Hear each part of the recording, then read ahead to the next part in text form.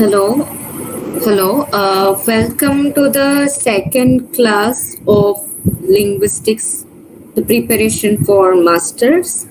So, today's topic is morphology, and what we do in morphology is we analyze words, and here we talk about words, their formations, their meanings. So, I will turn off my video right now and we will go straight to the presentation that I have made for this.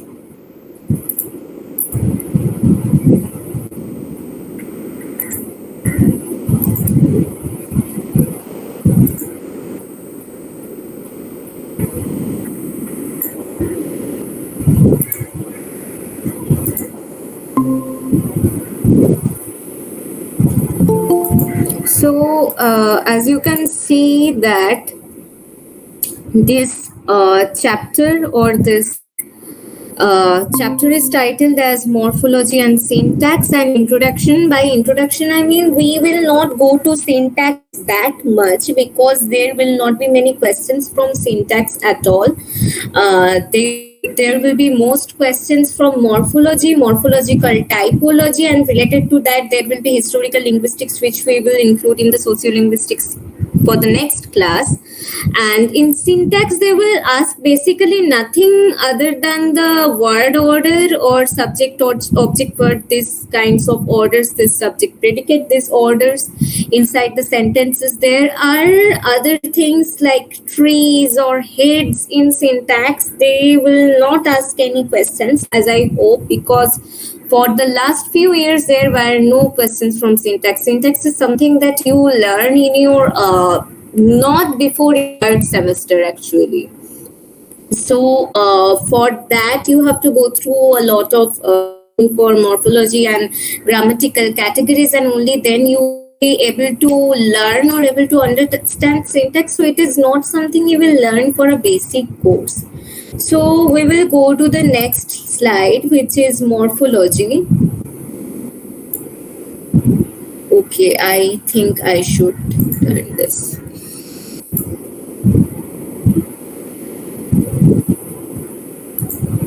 You can see this on a big screen now, right? Okay. So, yeah. So morphology is nothing but morphology is the core discipline in linguistics where we analyze the structure of words, and it also means that in morphology we are concerned with the meaning part of language, not of the whole sentence or of the whole context, but meaning in its very subliminal, very liminal form. It's just the meaning of the word, it's just the units. The word is like the smallest units. It's not word, it will be morph, which we will discuss later. So the smallest units of meaning, this is what we are concerned about in morphology. In a word level, the third point is exactly so. We are concerned about meanings, but in a word level, not in a structural or in a grammatical or syntactical level. So this is also the part, morphology is also the part where we determine the grammatical categories, which are nothing but the parts of speech, those nouns or verbs we have studied in our school level classes. This is what we do, but we go to a deeper level, as I have described in the previous class, not in a prescriptive but in a descriptive level. We or also in a comparative level, instead of studying only English or only Hindi or only any of your mother tongue, it will be just something in general. The relation between these grammatical categories, the case markers, the tenses, aspects, number, genders, and many different properties of words. We also learn how words are formed and how different language families of the world are connected to each other. But this is something we will learn in sociolinguistics mostly, because we will compare these things. Morphology actually differs from languages to languages. It is very language specific discipline, but there are some properties which are universal. like the proper grammatical categories like nouns or verbs or how words are formed. These are very universal things. These kinds of properties applies to a large set of language or a certain language family. Sometimes it happens that like word order, I have seen there are similar word orders that apply to a large set of language. For a lack of better word, large set of languages or a certain language family, this will be applied. And this is where we come to morphological typology. In morphological typology, we learn to categorize languages according to the similar morphological properties with each other. So this is the basics of morphology, and we will now go to the very basics of it, which we will discuss right now. Okay, so the next slide. There is some problem.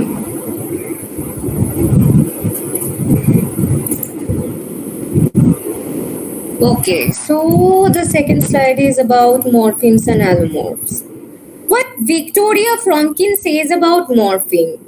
She says that a morpheme is a minimal linguistic unit, thus an arbitrary union of a sound and a meaning or grammatical function that cannot be further analyzed. So why is it arbitrary?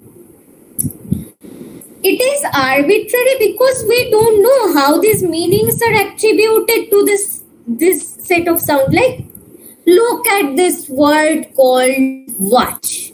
It is a morpheme. It is a morpheme because it cannot be further analyzed.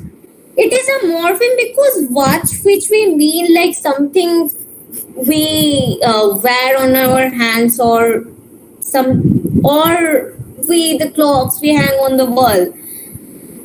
This is something, an instrument we use to measure time.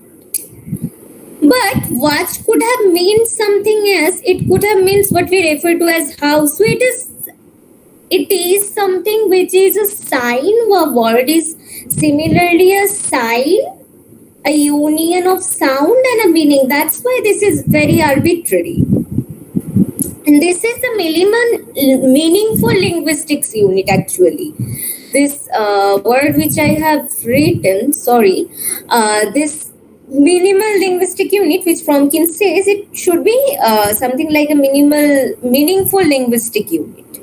So it has a meaning. This morpheme is supposed to have a meaning which is arbitrary, but it has a meaning. It refers to something in the abstract, or in the literal, or in the metaphorical world.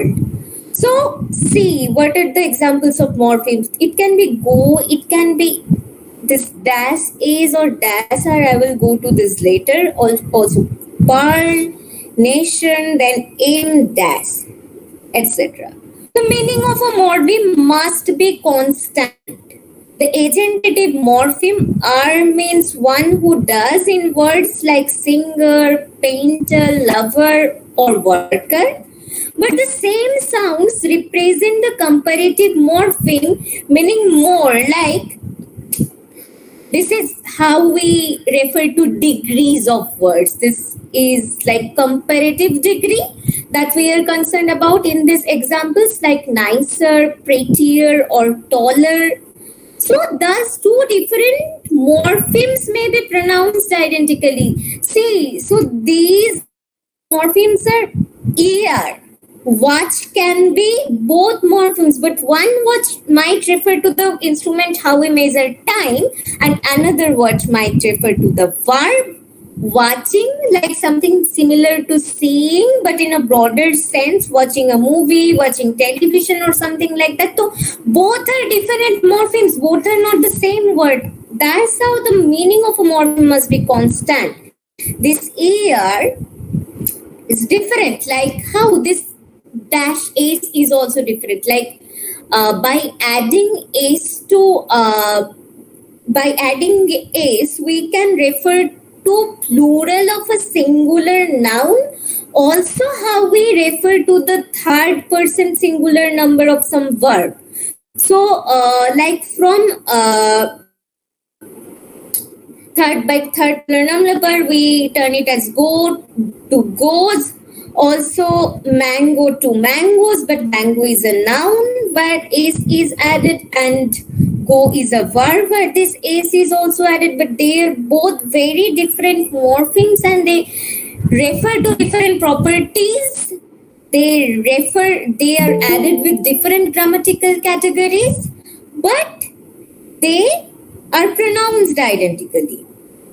The same sounds may occur in another word and not represent a separate morpheme as well. As in finger, like see this ear, this finger, this sound R, which is also in finger.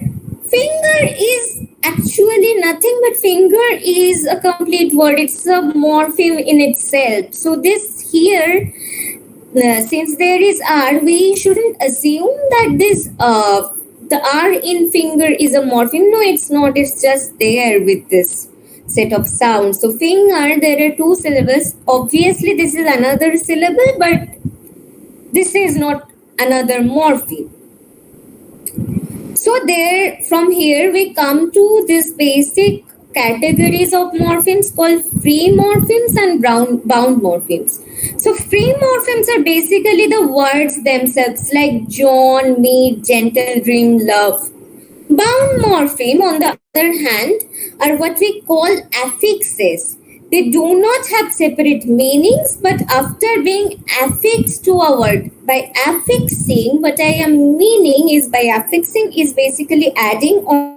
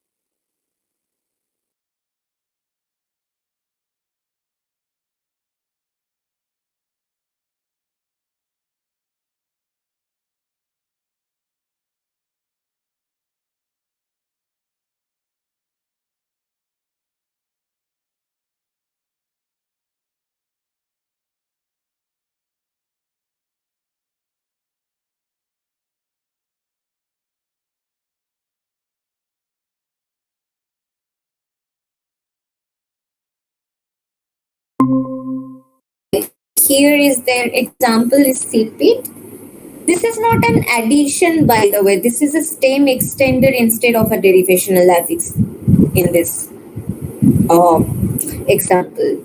The second is when base is derivational affix or stem extender, like here we see stupid, frigid, lioness. This is a derivational morpheme. This S, duckling, national. These are all this derivational morpheme here. Also, stem. What is stem? So when we are adding an inflectional morpheme to a root, this root becomes a stem. Like when we are adding s to goes, go, and it becomes goes, then this go is the stem of the whole word, the inflected word, which is goes. Also the radios, fingers, houses, lionesses. In lionesses, the whole lion s becomes the stem of the inflectional affix, not only the root. Also townships, washers. So these are how we are doing the stem and base. And suffixes, prefixes, infixes, and circumfixes are something which is for suffixes. We know there are plenty of examples in English, like the al in national is a suffix. Suffix is something which comes after the root word or the base word or the stem word. So this is national. Nation is itself a root, and When after adding al, it becomes national. Also wash and washer, beauty plus fool, it becomes beautiful. Prefixes it. Prefixes is something which are added before a word or a root or a stem or something like that. So here we see the example post-colonial, where colony is the root word and post and al both are two suffix. Post is a prefix and al is a suffix here being added to colony. This is a root word and it becomes the word post-colonial. There is another word reimagine or prerequisite. So all these pre, re or post, these are prefixes. Infix is something which the example of which we will not see in English, but in many African languages this is how some of the inflections there goes on. So for that I will suggest you to see Fromkin. I haven't listed any of the examples here. Circumfix, there is something like embolden or enlighten or enlightenment in English. So in these words, embolden or enlighten, there is a debate whether they are circumfix or not. So circumfix basically mean it is like a detached affix where it is also, it operates as suffix and prefix equally. So here we see embolden. Bold is a root word and am and n both after being added by both it can be emboldened. So it is not like we add n then it becomes bold and then we add m. It's not like that. We have to add am and n together, not separately, to become to get this word emboldened, to derive this word emboldened. So this is an example of circumfix, and there is a German example I have listed. This is geliebt. I don't know German, okay, my pronunciation must be wrong. So geliebt here, beloved, which means beloved. So lieb is the root word for love in German, and only after adding this ge and t, ge dash and dash t, it becomes geliebt or beloved. So this is how we add circumfixes. Okay, so here comes another chart which is of another definition which is of allomorphs. So in allomorphs, morphemes sometimes come in different phonological shapes. It is somewhere we are concerned about both morphology and phonology because it's about how morpheme sounds. It's not about how it looks, but how it sounds. So for instance, we identified a morpheme with shape Z, okay, in mobs or fars or saints or bags. So how it is Z? You must say that it is just mob plus S, so it must be mobs. No, it is mobs. Look at, try to pronounce it and see how it is being uttered. It is always mobs. You cannot say something like mobs. It sounds wrong. It sounds plain wrong. So when you were talking to somebody, you will always say mobs or furs or seams or bags. But when you were pronouncing bats or caps, you look at your tongue and you will see that you were actually pronouncing S, but not something like Z. So for bats, there is also the S sound. And for touches, it's Z, is, or is. So these variant forms are called allomorphs. So let's see what is happening here. Why these morphemes are taking place? Why these are allomorphs? They are not something which are arbitrary. So the Z or S or is it? These are all allomorph of something called S. How we are making plural. How we are being like how S is being inflected to a singular and it becomes plural. So allomorph and its environment. See this chart and see the Z. Look at this word: mobs, furs, seams, or bats. All of these words are ending with a voice non-sibilant segment. Like segment is ba or ra or ma or ga. So after this voiced plosives or fricatives or affricates, only after that you will get something like z. But there is also this example of rhotic, which is fars. They're all voiced sounds, voiced non-sibilant segments. Sibilant is like z or s. After that, you know that by grammatical rule, you have always added something like ez, like buses or buses. So this is not something which is arbitrarily happening in English grammar, but it is something which is being used after the sibilant segment. Sibilant is this affricates, which is touch. The touch ends with an affricate, which is ch, and like bus. In bus, the s is sibilant because it is a fricative. Fricatives and affricates are something we call sibilants in phonetics. So for bats or caps, you see both words bats and caps, the t or not in English. In English, it will be something like alveolar t. So it will be bats, not bats. How we are pronouncing it in our Indian tone. So bats or caps. These words are ending with s.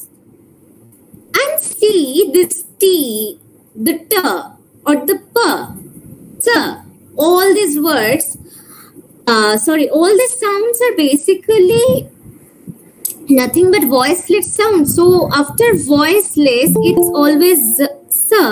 After voiced, it's always z. And after sibilants, it's something like is. So similarly, other allomorph you can see in English t, the, and it or it, which are variant forms of the morphemes that attach to verbs or indicate past time, as illustrated by kissed. See, when we are pronouncing this word kissed, we are not saying something like kissed. So always this t, there is a t sound which is kissed, t, and killed. In killed, it is basically the sound. It is something like not really a retroflex, but something like a dental or alveolar the. It's very soft, not quite soft as the, but it's soft. It's alveolar, not really dental. The. And needed. In needed, what is happening that it is becoming needed. Say it is ed, or you can also say needed, which is not very much used, but needed.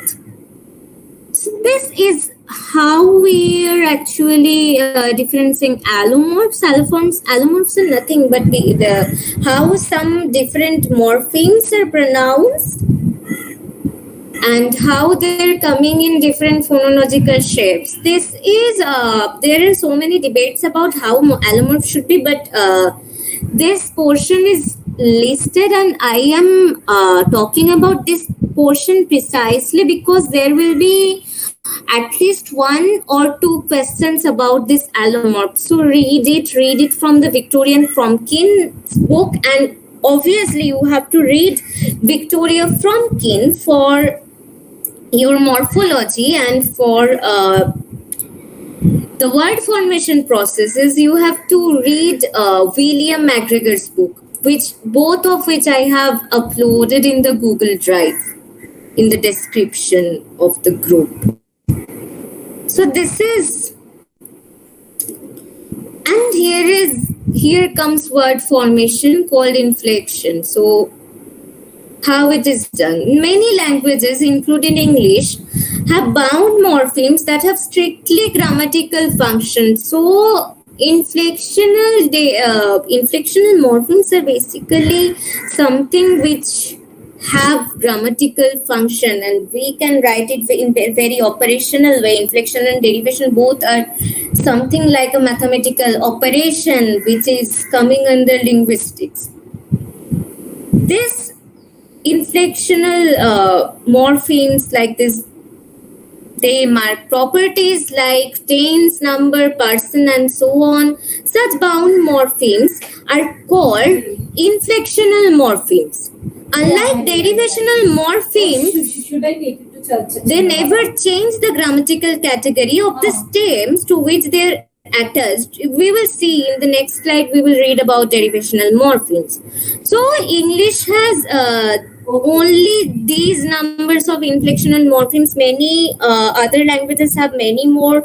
All the synthetic languages have many more inflectional morphemes because English is actually a very rigid language. It doesn't have many morphemes. So they have like 1, 2, 3, 4, 5, 6, 7, 8 morphemes. And you can see their functions like S is used for third personal singular present. Also, it is used for plural. Also, with a clitic mark, this mark is called critic. This like apostrophe S, this is called a clitic. So it also can be referring to something possessive. So here she waits at home. Also, the S plural, she ate the donuts. Or also the possessive Disha's hair, it is short. So something like this. And also see how other morphemes, inflectional morphemes are added to different words. Mostly verbs here to indicate different tenses like ed or ing or en or er dash er. I have already said this is for comparative and est is for superlative. So this is how we do inflection. And here comes derivation. So derivation is something in descriptive linguistics and in traditional grammar, the formation of a word by changing the form of the base by adding affixes to it, like from hope to hopeful. It is a major source of new words in a language. By derivation, most of the words we see in the dictionary, they are made after this operation called derivation. So in derivation, the derived word may also be a different grammatical class than the original word, like sing, which is a verb, being added with er, it becomes singer, which is a noun, and free, verb, dumb, becomes freedom, en, after the noun joy, it becomes the verb enjoy. So the key difference between inflectional operation and derivational operation is inflectional morphemes, they serve to serve as a grammatical function, while derivational morphemes, they serve as a lexical function, because we see the grammatical operations of like to inflect. By inflecting, we mean changing the operation. We see like how we are inflecting it, like when we are making something like third person singular number, the verb form of it. So for that we will have to add s. This is a grammatical function, and for derivation we are adding s to egg and it becomes eggs. Sorry, I am wrong. It is also inflection, like s to egg, it is also inflection. This also serves as grammatical function, like making singular to a plural. In derivation, it's completely lexical function. By lexical function, I mean adding different words to lexicon. Lexicon means dictionary in the layman's term. So this is like how hope and hopeful is words are made.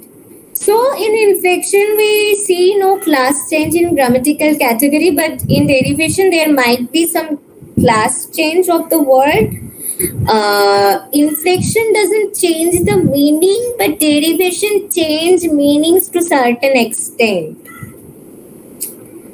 Inflection is required by the rules of grammar. It is inherent part of grammar. In most of the languages, they have some kind of inflection. Even like a language called English, which doesn't have much inflection, it has inflection. But yeah, there are some languages like Chinese, they do not have much inflection or no inflection at all. And derivation, there will be some, there will not be, it is not required by grammar at all. Inflectional operation follow derivational morphemes in a word. By that, what it means is there will not, you cannot derive a word from a word after it has been inflected with an inflectional morpheme. It is not possible. It is never possible. And derivational morphemes, that's why always precede the inflectional morphemes in a word. Like, by that what I mean is, so here you see there is a word called conduct, which is a verb, and after adding dash ear with it, we are getting this noun conductor. So this is a derived word.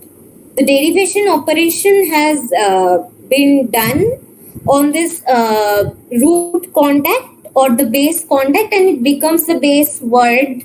So we will see how the conductor is also serving as a base. It is serving as a base, or we can call it a stem for this word conductors, which we are getting after an inflectional operation on the conductor. We are adding dash a's to it and it becomes conductors. From singular we are making it a plural word. And inflectional we call it productive, and derivational we do not call it productive. We do not have to keep this productive word in mind.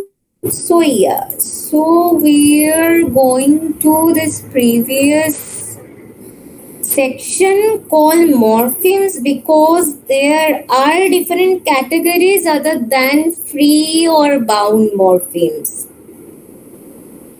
which I haven't listed because there will not be many questions from it.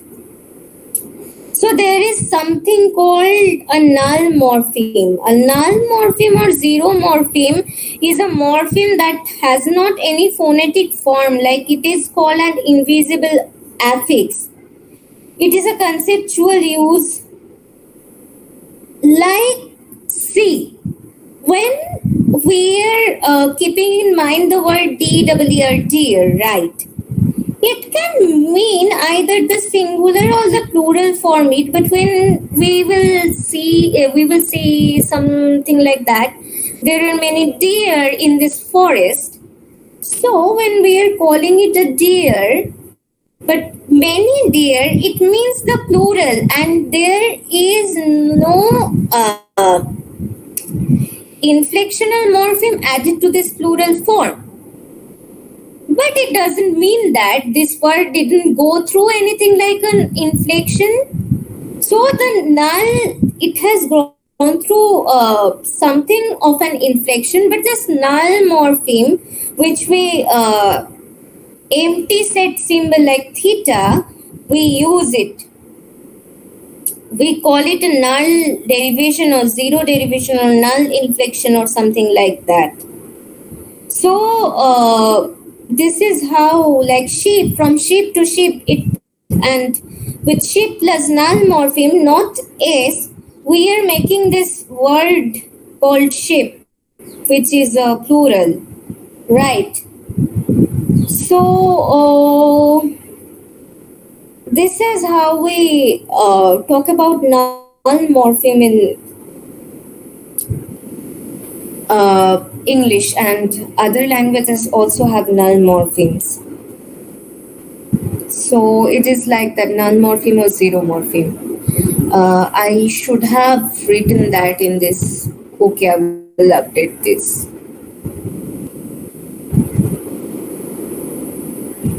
So from inflection and derivation, we come to other word formation processes, which you will never, which I have not listed here, and for this I will tell you to refer to that book of William McGregor. Also there are some examples of that in Victoria from Kin again. So I will be presenting this from the books themselves, because I have to say some things about this, otherwise it's okay. Wait a minute.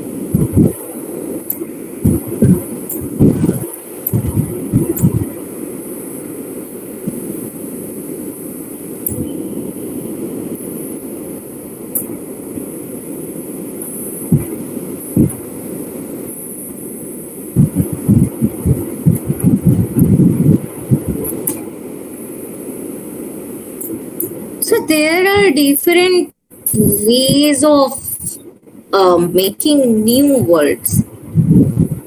Other than inflection and derivation, there is something called compounding, which also has endocentric or exocentric heads. And for all of this, it's better for you to read about these operations. And right now, I will be presenting.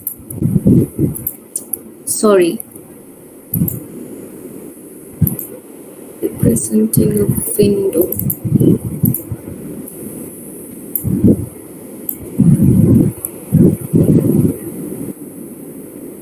So say this is from William McGregor.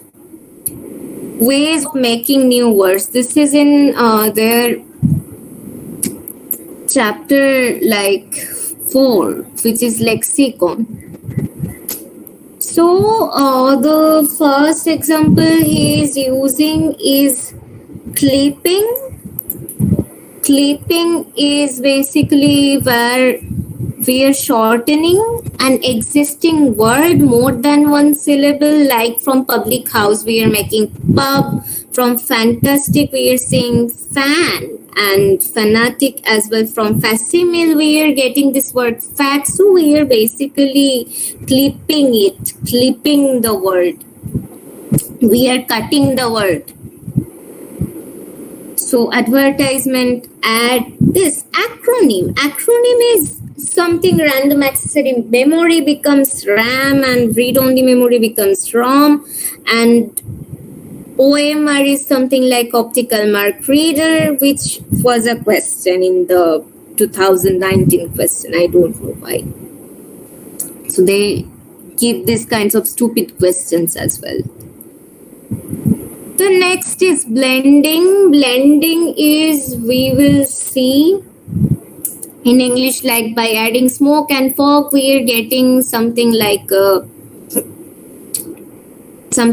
smoke. And motor or mobile, here it's called motor and hotel, but some people call it mobile plus hotel becomes something which is the word motel. So binary digits are called bits in computer language. So this is like that. And borrowing is a process which we will learn in sociolinguistics as well, but it's better that I talk about it now. So process of incorporating into one language words from another language. This is the most common source of new word. Like you can see in Hindi, there is something called kursi, right? Kursi. But we are more comfortable to use the word chair, which is nothing but which is just a word, which is a loan word. Loan word is the words we borrow from another language.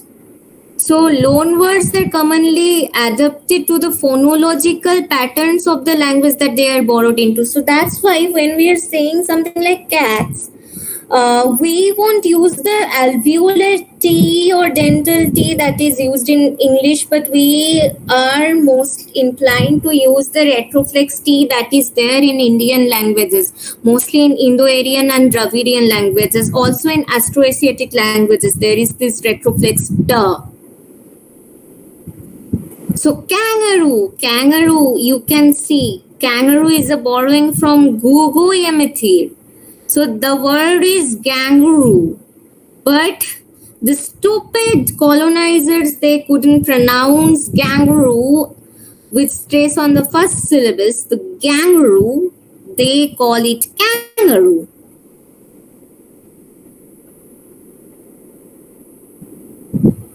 So loan translations are something how we translate, like for example, loan translation, like here the examples are power politics in English. We get it from muck politics, or the Chinese nanpenguyu, male friend. It is coming from English boyfriend, and we see many of these examples in our own languages. Like in Bangla, they call selfie and nijoshi. So they have just used the word self and translated it as nijosho, and self, the affix e, they translated just as the affix e, which is also there in Bangla, and made it nijoshi. Something like that. So there are other borrowings into English which these books are talking about. Also, very rarely a word is a complete novel word, an entirely creative invention. Such words are called coinages. Coinages is when you are making or coming up with a new word. When you are coining a new word. Coining is a verb itself. So coinages are very restricted to the limits imposed by the phonology of the language. The examples in English are nerd. Nerd is a word which means something like intelligent, but in a derogatory way. So there is barfing, which is vomiting in American English. This is probably an example which is coming from this phonological level. The sounds, like how we are vomiting, the sound resembles something like barfing. So there are some brand names also become something like a new word, like Xerox. By Xeroxing, we do not say something like photocopying, but we also say Xeroxing. Xerox is nothing. Xerox is the brand which had these photocopy machines like a lot, but this verb Xerox, also Instagramming, also these words like selfie is also a new coinage, we can say. All these computer related terms, they are very much of new coinages, many of them. So this is also, there are other things like old derivation and inflection. Inflection is not how we make new words. So derivation we have talked about. By compounding, there are two separate words joined to become a single word, and we see this most of these examples of compounding in our Indo-Aryan languages. The term we have for compounding is samas or shomash or something like that. So there is endocentric and exocentric compounds. Endocentric compounds are the compounds with a head. Like we're using something like, an endocentric compound. The example will be, wait, let me think. So for an endocentric compound, we will get something like a word. It has a head, and yeah, so something like a dog house, right? So dog in dog house or in bird in maple tree, these are compound words. So in maple tree, what is the head? Try to think in dog house or maple tree. The heads are basically a tree, or the dog house, the head is house. So why it is? Because the house or the tree here referred to, because dog house is a kind of house, right? Because this is a kind of house, so it the head will be house, not the dog. And so the doghouse in Indian term, it will be something like a karmadharaya samas, and the maple tree, it's also something like that. So this is endocentric. Dark room, red room, small talk, all of these are endocentric compounds. Dark room is kind of a room, so it has a head. So the head is the room, and small talk is talking, small talk. So the talk is the head here. And then Karmadharaya also in Tatpurush. These are the head, the samasas with head, so they are endocentric. And the exocentric compound is Bahubrehi compound, and this is something where a complete new word is, and it is not a hyphening of the word, like of this word class. They